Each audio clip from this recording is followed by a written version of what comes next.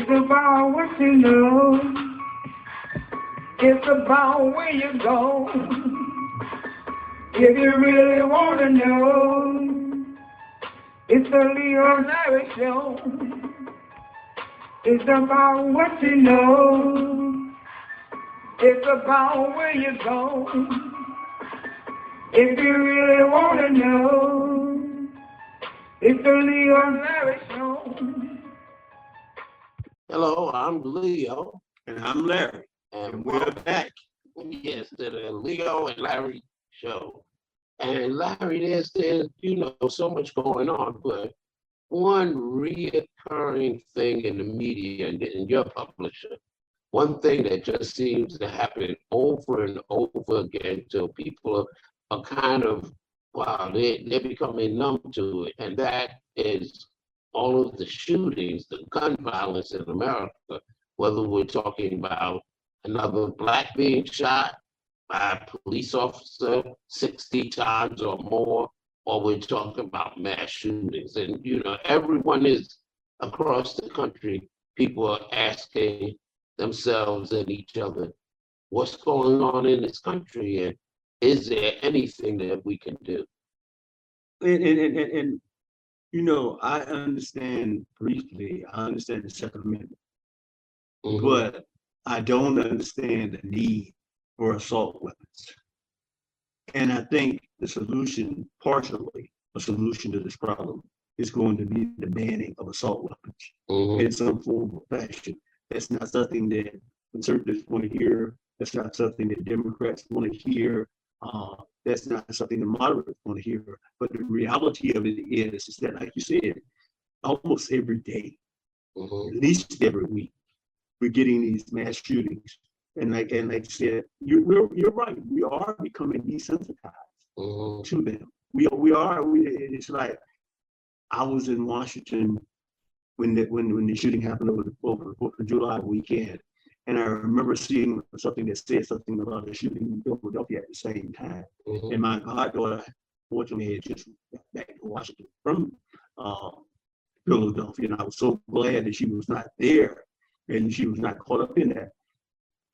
I can't see, Leo, how you can look at the carnage and you can look at the death of 19 kids who were in elementary school and not see the reality of that in any sense and say, well, we don't need to ban guns, we need to ban shooters, or we need to do more for mental health, or we need to do it.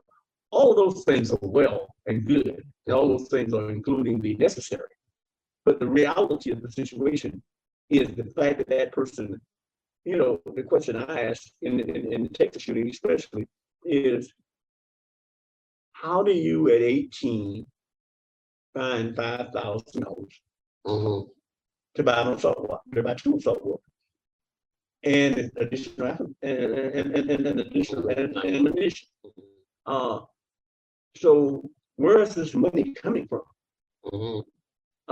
We know that the gun dealers are selling the guns, but as I said to the police chief here in Florence, and I said to the sheriff in Florence as well, the challenge here is somebody is selling guns on the street, and I would like to think that law enforcement would be trying to find out who that person is and persons are, and basically try to deal with that situation from that particular standpoint.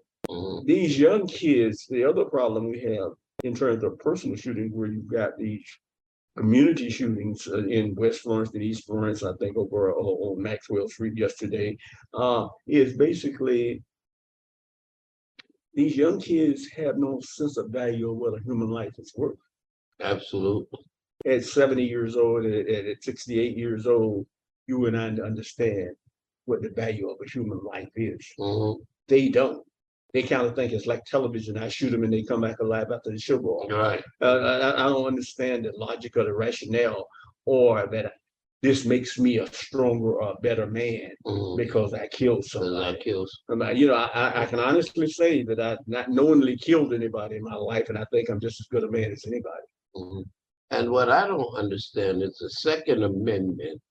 Why are we parsing? Why are we only taking a portion of that amendment when we talk about gun rights?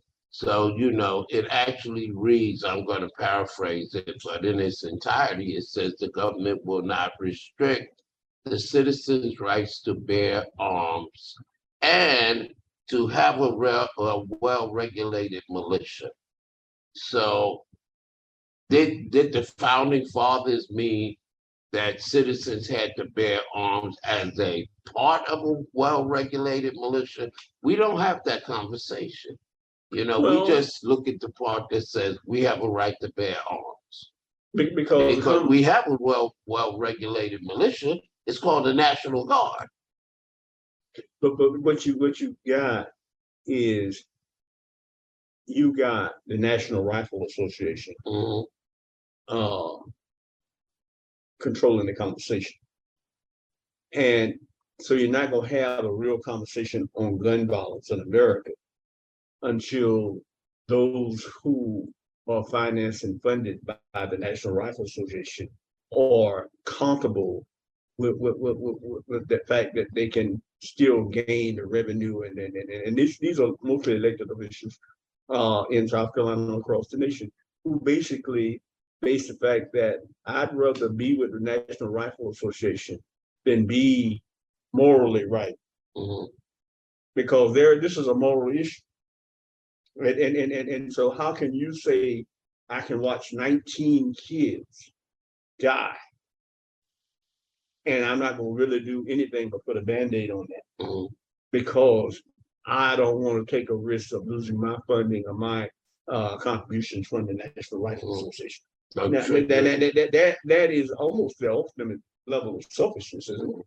Yeah, or triggering opposition from them, where if I'm silent or neutral, I may not get as much opposition from them.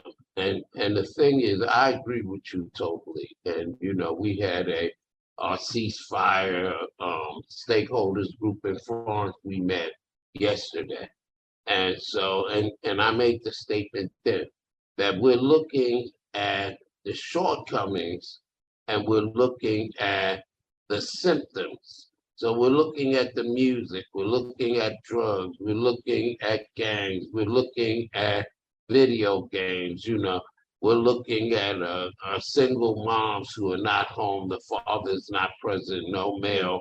We're looking at all these pieces, but I agree with you 100% that the problem really is that folks don't value their lives, they don't value other lives, they don't have a moral compass, and we can see that. And the week that the shooting took place in the supermarket in Buffalo, New York, there were over 800 gun incidents, shootings in America that week. And then the first day of the next week, which was Sunday, you had an Asian person do the shooting in California. So that means you had a white supremacist going to a supermarket in Buffalo on Saturday. On Sunday, an Asian man goes to an Asian church. And then you have all these other shootings from domestic violence, gang, drugs, all kinds of ridiculous disputes that end in death, etc. Which tells me, as you stated, that the real problem is the decline in morality and the valuation of life. And also, I think that people have become so frustrated, disillusioned, and also that they have no hope. They have no faith. They don't see our institutions, educational system, Congress, the presidency, the church, political parties, leaders. They don't have faith in them that they will change their lives and give values to their lives. I think that lies at the heart of all of this. How can they, Theo, Mm. when the Democratic Party and Democratic leadership, all the way up to President Biden, is celebrating this new legislation, calling it gun control legislation? Mhm. which is the biggest myth on the planet. Mental health. It is nowhere near gun control legislation. Gun control legislation is to stop the guns from flowing into our community. This is basically a situation where you had people say we're gonna try to control the mental health of people, but you didn't even require the gun seller to report to the local law enforcement who just bought this automatic weapon, and to make sure that law enforcement visit that person and see if that person has the mental fitness to be able to have that gun. If that person is an 18-year-old, what am I going to do for a gun that shoots 60 rounds a minute? Am I going out hunting elephants? I mean, what?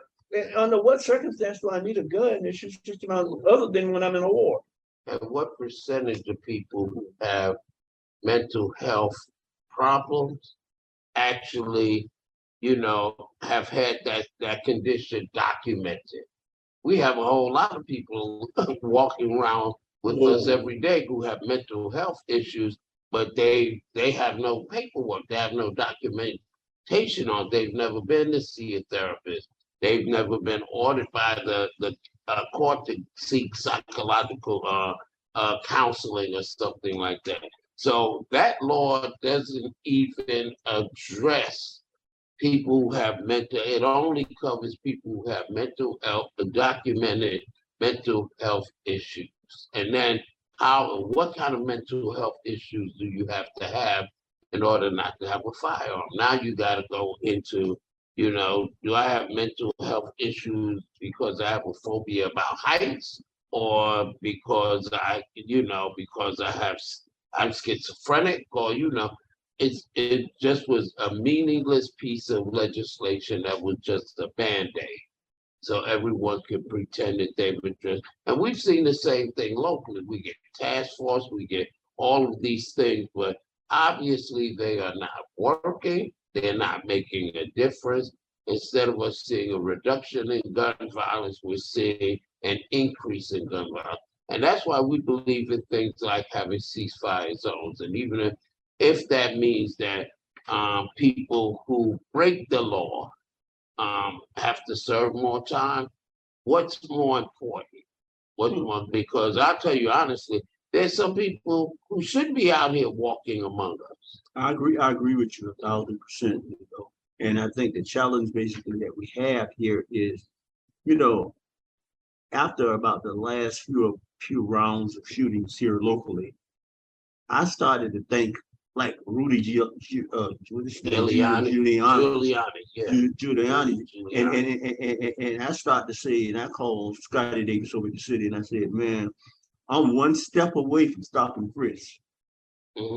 I said, because I have children in the school system, and I think that precautions that could be taken in Florence, especially,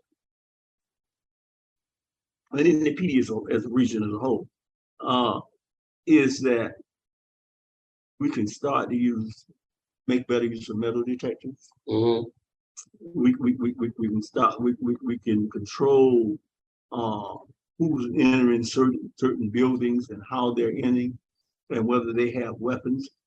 And like I said, I'm not even at this point. I'm not even against stop and frisk, because I believe at this particular point that drastic situations require drastic measures. And this is a drastic situation. Like you said, the numbers are not going down, they're going up. Right. And I think, not to make race an issue in this situation, but because most of the shootings are happening in East Florence, and they're happening in Darlington, and they're happening in Lake City, and they're happening in Marion, but they're all happening in poor, Black, underserved communities. There is not a legitimate concern or a legitimate effort to push out. And, I talked with Duke Energy about 2 months ago, and I said, one of the things that would help in some of these communities if we had better lighting. And the representative for Duke Energy told me at that particular point, you asked the mayor to request additional lighting, and I promise you, we'll give it to them. They'll put it in. Huh? They'll put it in. So the problem basically is we've got to take the measures and take the steps as a community. And it goes back to, if you see something, say something. You know who's doing the shootings in your community. Almost immediately after somebody does a shooting in Florence, that's one of the most interesting things, or in the PD as a whole. One of the most interesting things is they get arrested within 2 days. Right. We know who's doing the shootings. So the question is, if we know who's doing the shootings, why are we not able to stop not those shootings that they've done, but at least use those profiles to look at how we protect our community? Right, absolutely. And see, one of the other problems, because you mentioned metal detectors in schools. You know, when we went to the Florence City Council, we asked them to do 2 things. Take the lead in helping to establish ceasefire zones, which I'm glad to say we now have over 100 businesses in Florence that have ceasefire decals on their doors and windows.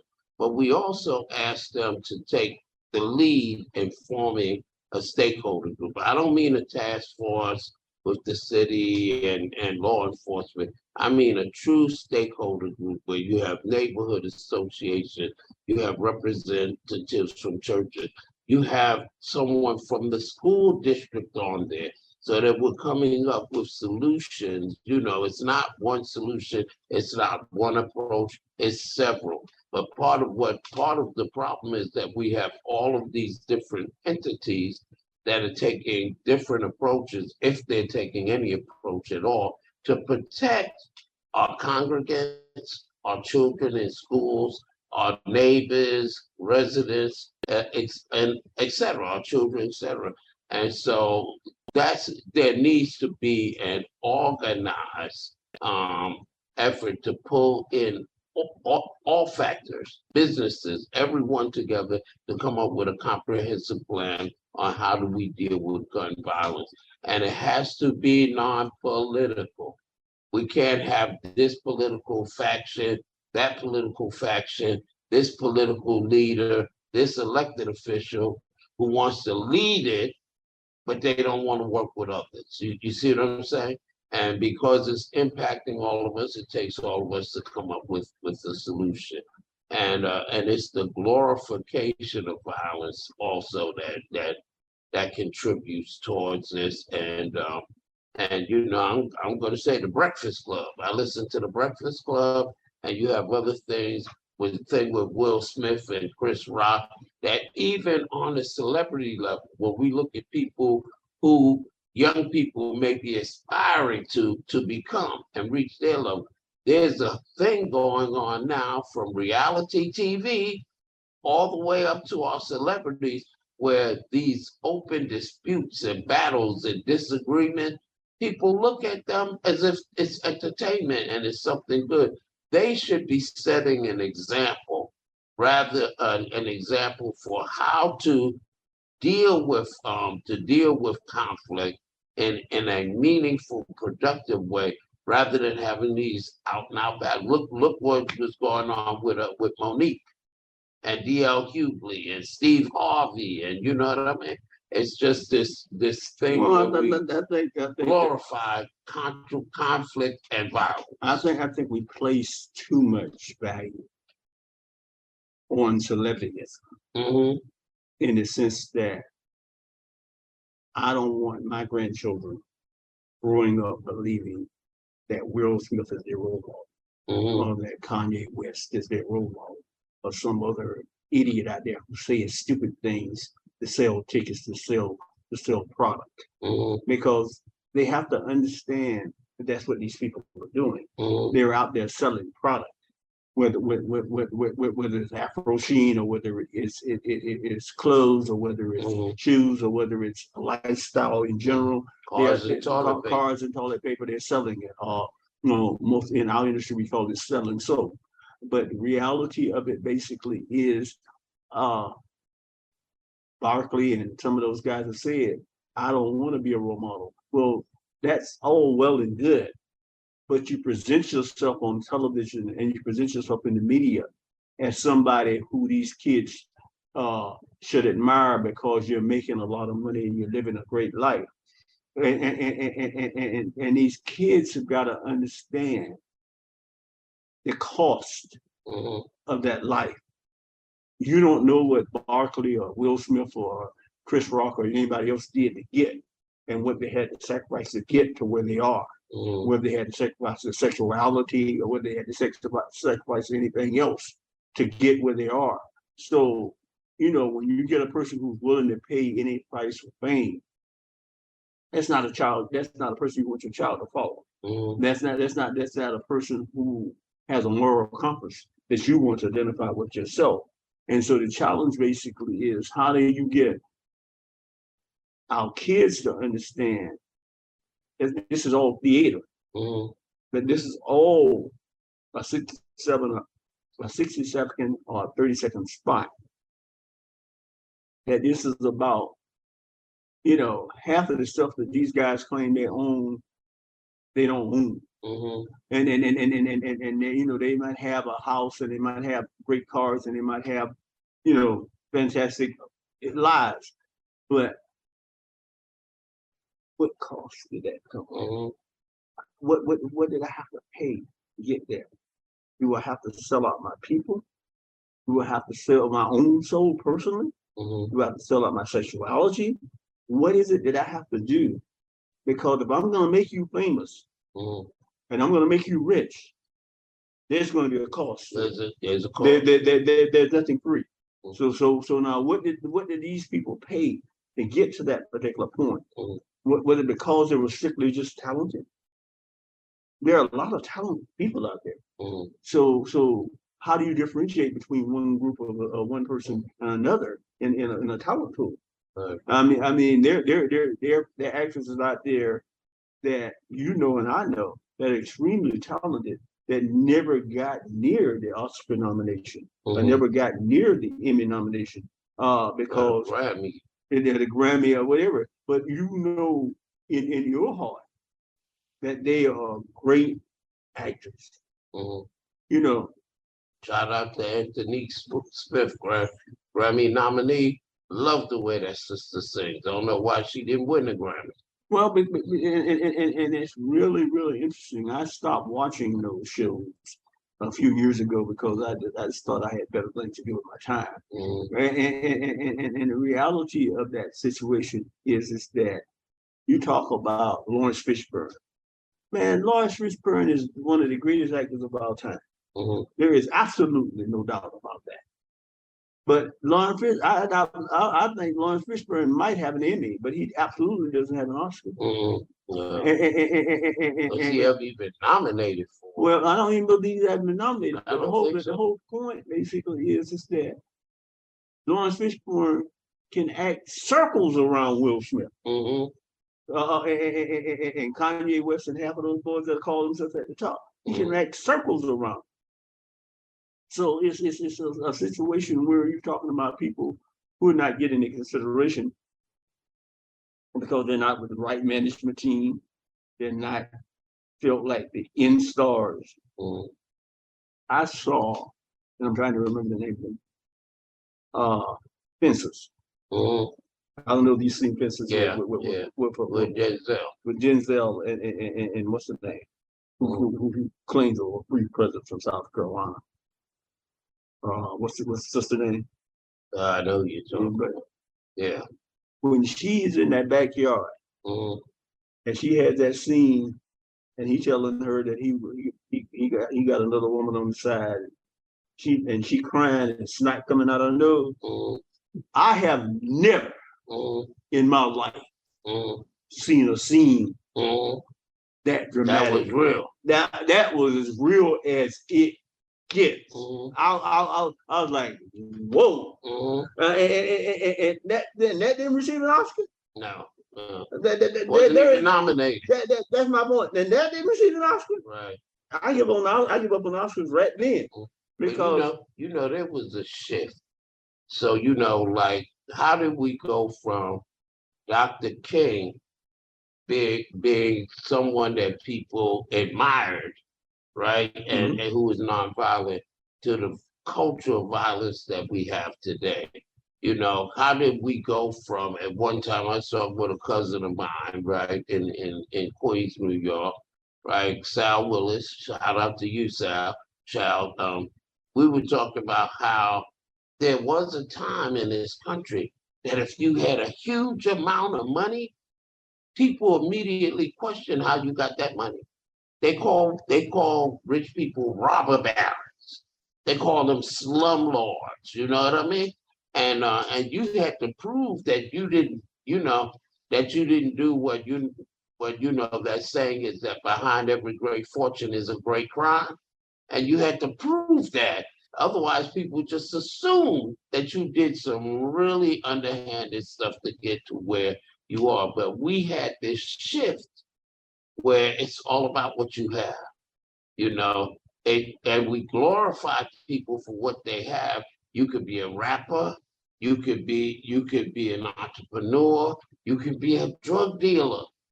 But if you have material success, if you have wealth, then we actually lift you up as a model. People admire you, and we no longer admire people for what they contribute to society in terms of service and in terms of love and making the planet a better place. And that has been a huge shift that we've had culturally, with art, with theater, with movies, with all of those things.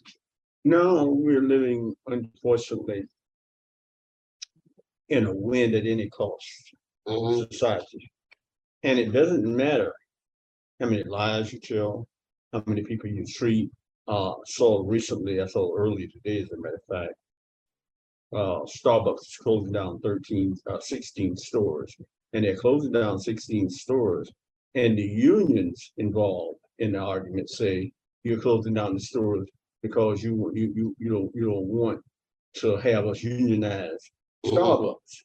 And I heard about it. so you're threatening us Mhm. that if we continue to do this, we'll basically, what you're gonna do is you're gonna start closing down stores instead of allowing the union into the Starbucks. Mhm. And that's where we are. The state of South Carolina has a committee that watches the union development in the state of South Carolina and reports to the state. I'm a member of the State Chamber of Commerce, and reports to the State Chamber of Commerce and to the members of the State Chamber of Commerce what union activity is available in the state of South Carolina and who's trying to unionize in the state of South Carolina.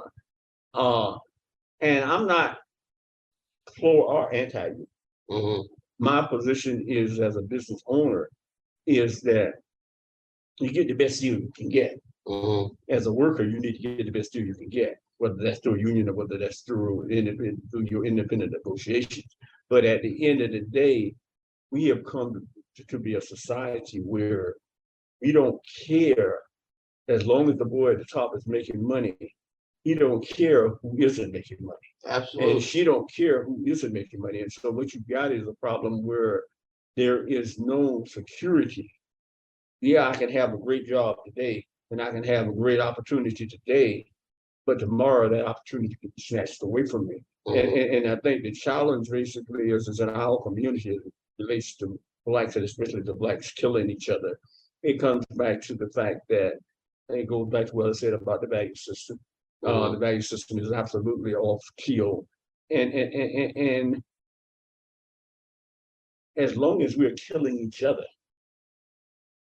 and not going out into the mass community and killing other people, there seems to be, and I hope that's not the case, but there seems to be no motivation to try to stop it. When you're killing people in East Florence and West Florence or Darlington or Clarksville or Marion or Lake City or Kingstree or someplace, and those people happen to all be black, 99% of them are all black.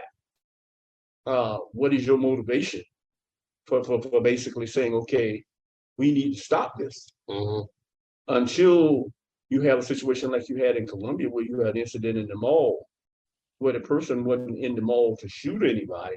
From my understanding, the person was in the mall shopping and ran across a rival person in the mall. And there was a gun exchange. And I, from the day one, my question has always been, even if I carried a gun, why would I carry it into the mall? Right. There's no gun repair shop in the mall. That's why we say so why would I carry? Why would I say ceasefire zone? But and that's the point. You carry it. It's just like when you talked about a minute ago about metal detectors in schools. I advocate movies. I advocate bowling alleys. I advocate any place where there's a large crowd of people who are actually going to be gathering in the PD, that we have metal detectors to basically check people going into these places, because people do stupid things. You know, and if you're willing to take your gun into the movies, you know, you're willing to use it. I say to my sons, and I've said to my sons since their birth, look, here's the thing. If you don't have it, you can't use it. So if you don't have a gun in your possession, you can't use it. My son was talking to me, and he was in the middle of a conversation. He was right smack in the middle of the conversation, my oldest son. And he said, Dad, and this guy had a gun, and we were talking about such and such and such. And he just went on with the conversation. And I said, hold up. Did you say the guy had a gun? He said, yeah. He said, yeah. I said, here's my suggestion to you, my strong suggestion to you, that if you with somebody and you realize that they have a gun, if you don't have a cell phone, you run to the nearest phone and you call me, and I'm coming to get you from wherever you are. And I said, because because there's no need. We don't live in a society where we need to carry a gun. Even business owners who carry resources and monetary and got to make bank deposits in the middle of the night. We don't carry weapons. So my point basically is, what I need a gun for now, I may need a gun in my house, because if you come in my house, that's my domain. And I'm going to protect my house by whatever means necessary. So now, but I don't need a gun when I'm in the street. I don't need a gun when I go to the club, to the movies, to the bowling alley. What do I need a gun for? Well, I think a lot of that comes from, like I said, and again, the symptoms, you know, seeing things on TV and the movies and that sort of thing. And the reality around you, if you live in the North Florence or West Florence, East Florence, part of West Florence, the reality is that you see that there are guns out there. And, you know, part of the reason why the guns are out there, and again, we know this is not the root of the problem, gangs, drug dealing, illegal activities. And you look around, and this is something that I've had some conversations with elected officials. When you go into predominantly Black neighborhoods, residential neighborhoods, and you look at the zoning, most of the zoning is for single and multi-family usage.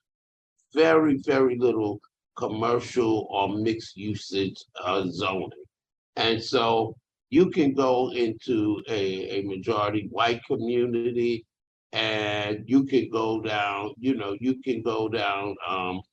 Coy Street, Pine Street, certain streets, and you'll see houses. This house is it's a real estate company. Another one is a lawyer's office. You know, you even have some buildings that are dentists and doctors' offices. You don't see that in low income, predominantly Black communities. And because you don't see that, they don't have role models. They don't, how many role models, if you go into North Florence, how many successful businesses outside of the Larry Ellerbe's, how many successful businesses do you see as a kid walking down the street where you can say, I want to emulate this person. I want to be like that person. Oh, here's someone who looks like me, who has a successful business. Maybe I can do the same thing. That has a lot to do with it as well. And so the people that they're looking at that have the bling, that have the I call it urban streetwear, that kind of stuff, are oftentimes the people who are involved in illegal activities. And because they're involved in illegal activities, they have guns. And so some people who feel they need guns to protect themselves from them. Others think that that too is part of a status symbol, you know what I mean? And so, you know, if we're going to deal with situations in our community that increase the probability of gun violence, then we have to deal with that by opening up opportunities for young people where they have other options besides being involved in illegal and illicit activities, that they can actually see role models. You know, I know we looked at a piece of property in North Florence that we wanted to get because we were thinking about doing a commercial or business, some kind of business there. And they told me no, only zone for multi-use and single family residents. And I was like, well, right across the street, you have a commercial business in front of it. I look to my right. There's a commercial, it's zone commercial. So that is something we need to work on. But in order to do that, we need part of our leadership to look at things differently. I had elected officials who told me, well, we don't want to push this ceasefire zone thing too much. And we don't want people to get extra time for gun violence and ceasefire zones because they may use this as an excuse to lock up more Black people. Well, if you're firing a gun in an area where innocent people are, maybe you need to get more time, or also looking at the fact that, I spoke with some folks who in positions to make decisions, and I said we need to have more commercially zoned property areas in our community. And you know what this person told me, Larry?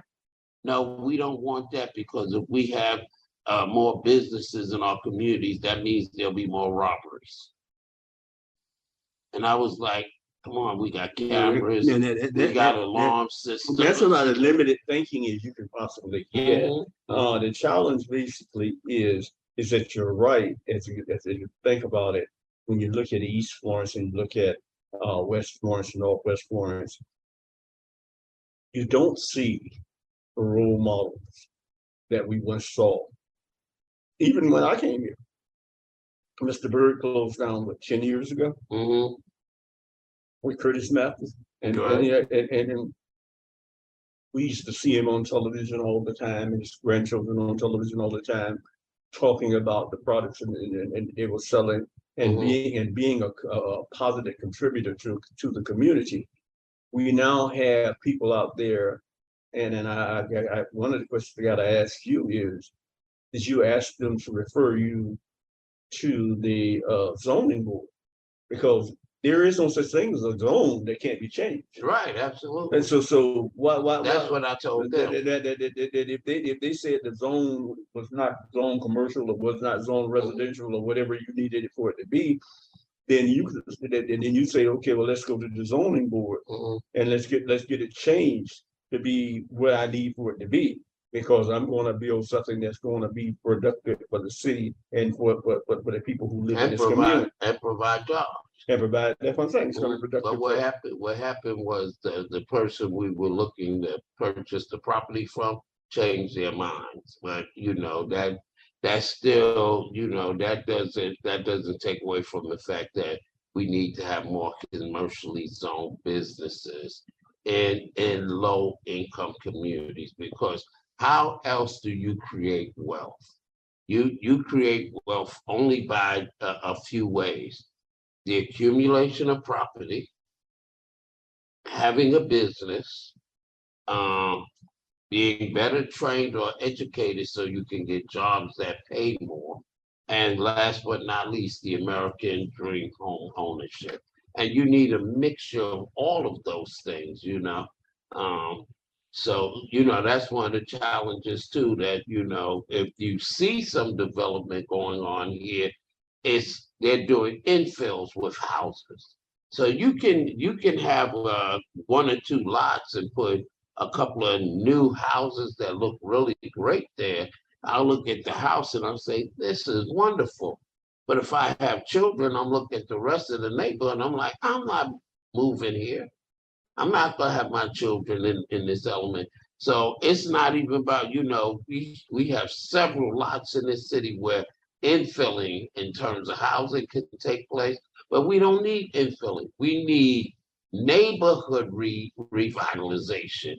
If you have an area that's deteriorating, then we should have 2, 3, 4, 5 blocks on both sides of the street where if you change the lightings and if the owners don't want to move, if they don't want to sell, then let's find some resources where they can repair their houses and they can and do something with the front of their home. We were able to find lots and lots of money to renovate the buildings downtown for downtown revitalization. Why can't we do the same for our communities? Well, the challenge basically is the desire doesn't seem to be there, unfortunately. But more than the desire to be there, ask yourself something, Leon. When you talk about East Florence and North Florence, and the amount of Black folk that live in East Florence and North Florence, they got one chicken place over there. Mm-hmm. One. Mm-hmm. And if you go down, when you go down And the Evans Street, Chinese restaurant.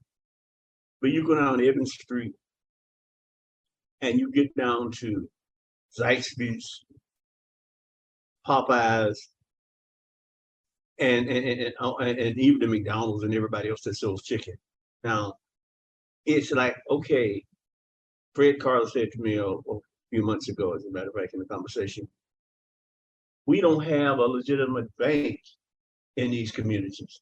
Everybody who banks in these communities has got to go to West Florence to bank. Mm-hmm. We don't have what is legitimately a name brand grocery store. Mm-hmm. Even though Tim has done everything he can to build the situation, save a lot that he has. Having a grocery store that I'm used to shopping at, because I'm not used to shopping at off-brand grocery store. I'm used to shopping at a grocery store where there's a Food Lion or Walmart or Kroger or somebody like that, where they sell national products. Mm-hmm. Right? And so I'm not going to change my shopping habits because somebody creates a store that has brands that have no names that I even know or understand. One of the things that African Americans are very brand loyal. We're very brand loyal. And so the challenge basically that you haven't had any investment. And one of the things I can't see and I can't understand from the city of Florence in this situation is they paid over $250,000, if not $1 million, to have a company to come in and give them guidance on this. And they told them, you need a Pizza Hut or a pizza restaurant in North Florence. You need certain restaurants. 18,000 people a day frequent McLeod. 18,000 people a day frequent McLeod. So if you can build around, that's the only presence that's in East Florence. And if you can build around that presence, just the doctors and the lawyers and I mean the doctors and the nurses and the other professionals that work at the hospital, there are somewhere in the neighborhood of 6,000 of them that work at the hospital every day. So the challenge basically is, what is the community, not the hospital, what's the community doing? I know the hospital owns most of the land around the hospital, but what is the community doing to develop the land around the hospital and to use that as a springboard for developing the community? You've got the investment there. All you've got to do is go across the street for the investment and reinvest your money. From what I understand, Norman Gamble, Pastor Reverend Norman Gamble is doing exceptionally well with his she is called Chirac Center. Chirac, the Chirac Center over there. That they're doing well in terms of booking people and doing things in terms of doing positive things for the community in their community center. The challenge basically is that we need one, for the churches to stand up like he stood up and created that particular environment, Mhm. but we need others in the community to follow suit and do the same thing. And what are my chances of having a building in North Florence?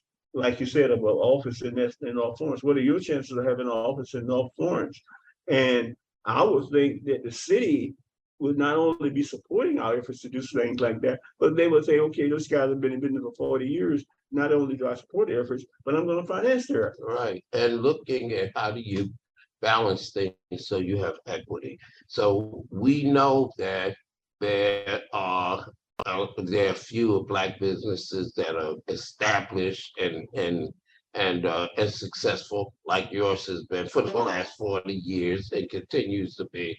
We know that both Congressman Jim Clyburn and Senator Tim Scott had COVID money allocated to the state of South Carolina, overseen by DESA, so that we could help businesses. Because during COVID, 41% of African American businesses that shut down said they're not going to reopen. 36% of Latinx businesses that closed down during COVID said they wouldn't reopen, and 23% of Asian businesses that closed down during COVID said that they won't be reopening. And you notice that since COVID, that we have had a great increase in food trucks. And a lot of those people who have food trucks are people who had retail restaurants or wanted to have one, and because of COVID and them losing money to save their businesses, they went to food truck. So we know that there is a lack of businesses for people of color. We know that they are struggling, particularly after the pandemic. We know that there used to be what I call a people of color business district downtown, and now there's no Black business district or any other business district for people of color. And those are things that have to be essential, because you can't lift up one part of a community or a city while the other half of the boat is going down in the water. I would even push you further in that conversation to say that you can't lift up 2 blocks and need the 3rd block and develop. Right. And that's what they've done with Dargan Street. They lifted up 2-3 blocks, and they did everything they could in those 3 blocks. But when you get across that railroad track, yeah, across the tracks, you're back in the hood. Across the tracks, and nothing, and no resources have been developed in that particular community. And I think Trinity owns most of the buildings on the left side of the street, going down the street. And I think they made several proposals to them to invest in those buildings, because those buildings are very, very old, and most of them probably need to be pushed down. And I think you could put a nice plaza right there, Black plaza right there, with Black businesses and dry cleaners and things like that. In that particular block, you got Thompson's across the street with the barber shop, and they're doing the things. Bill Hawkins actually owns the building next to Thompson, and it's basically been planning to make that a memorial chapel for the last few years, trying to find the dollars to do that in terms of getting some money to clear up the asbestos in the building. So there are some people who want to move those last 2 blocks, and see that when you get to that block, Hope Health has bought the rest of that block, and Hope Health is making sure that they own all of that block. And so the challenge basically for us is, where do they think that we want to? I think they want to make a flea market business. And I think they want to. I did this. I was looking for some incense, I think a few weeks ago, or a couple of months ago. And I was out one Saturday afternoon, and I said, let me go by the flea market. I haven't been by the flea market in years. And I said, let me stick my head in the flea market. And there was a bustling Black business culture there. Now, how much of that money is the city getting? Because that guy's charging $20 or $30 or whatever amount of money he's charging for a booth. But as the city coming in and accessing these sales, these people who are making sales out there, because there's about a 4 block square of people out there that are making tremendous money, and that has become, unfortunately, that has become the black business mecca of Florence. Right. If you want to sell something, go take it to the flea market. Right. Think about that. That is where the black business district is now. But I was also thinking about what you said about, looking at North Florence over where Trinity is, and not only putting a shopping plaza in, that would be a great place for a supermarket. That would be a great place for a theater. And I'm not just talking about a movie theater. I'm talking about a theater where we can have dance, and you know what I mean? That would be where we could have black culture. And surely there's enough people on that side of the tracks and people on the other side of the tracks. And McLeod is close enough where I'm sure people would want to go shop there, eat there, etc. And so it's not that there's a lack of ideas about what can be developed on that side of town. The will is not there.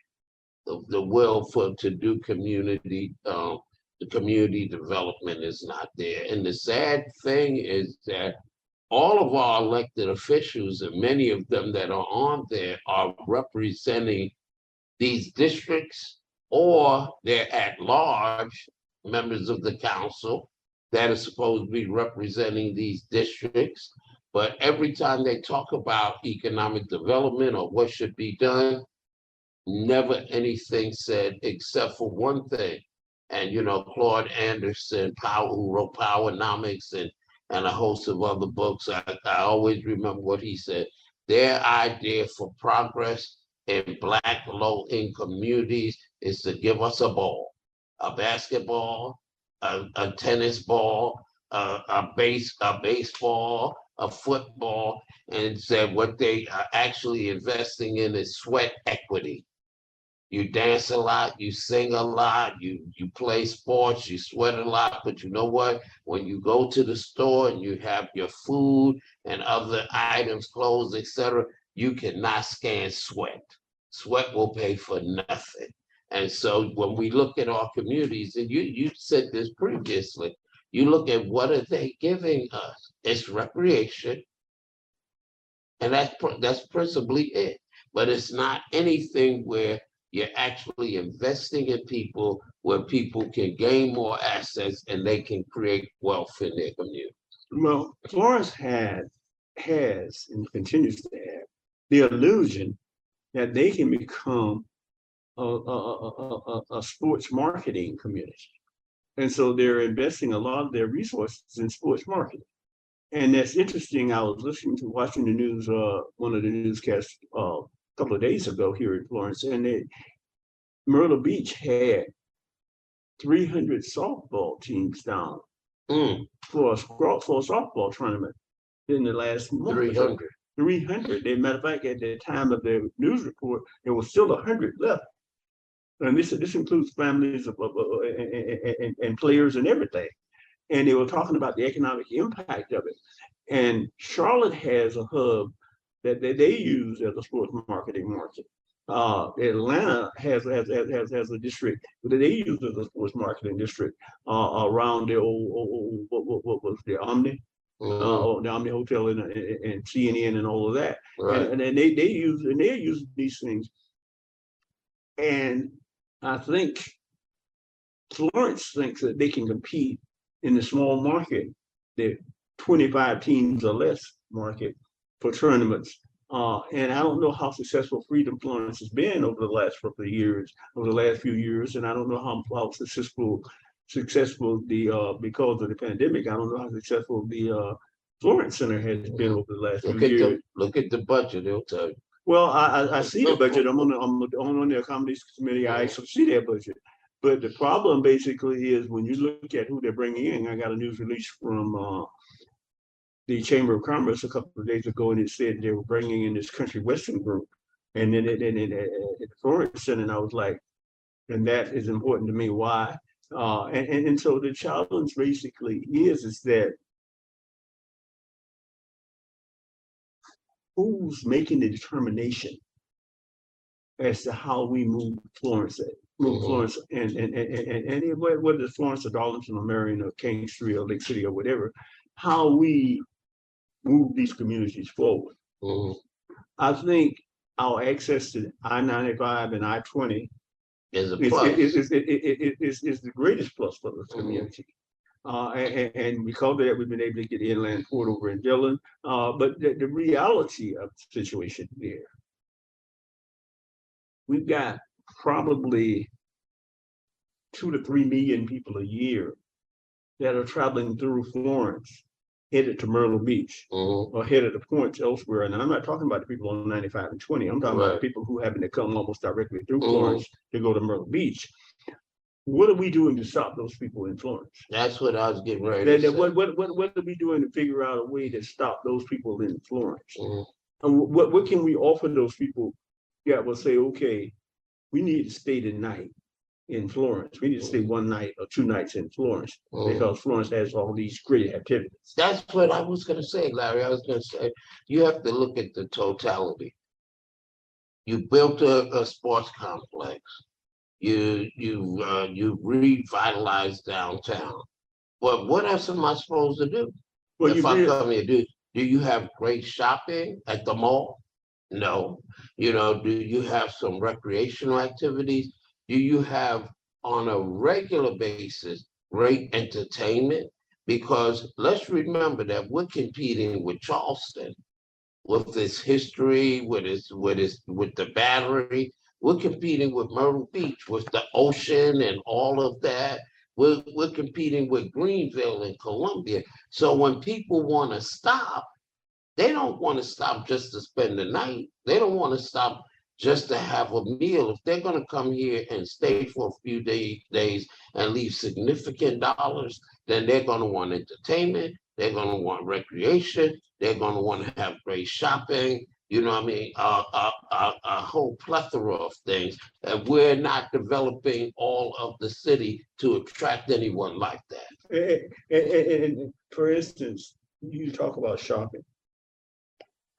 Because Florence is not only adjacent to I-20 and I-95, but because it's the regional hub of the PD, it stands to reason to me that you'd be trying to attract an outlet mall, not a Louis Vuitton outlet mall, but an outlet mall, and an outlet mall that you could put right out there by 95, and where they can see it. Where they can see it, and where people can come off 95 and go shopping in that outlet mall, and the retail growth in this community would grow overnight, because now you have the people coming off the interstate who are coming through, who stopping at the outlet mall. But you also have the people from Bennettsville, Hartsville, Darlington, Marion, King Street, Lake City, Manning, all coming here to shop.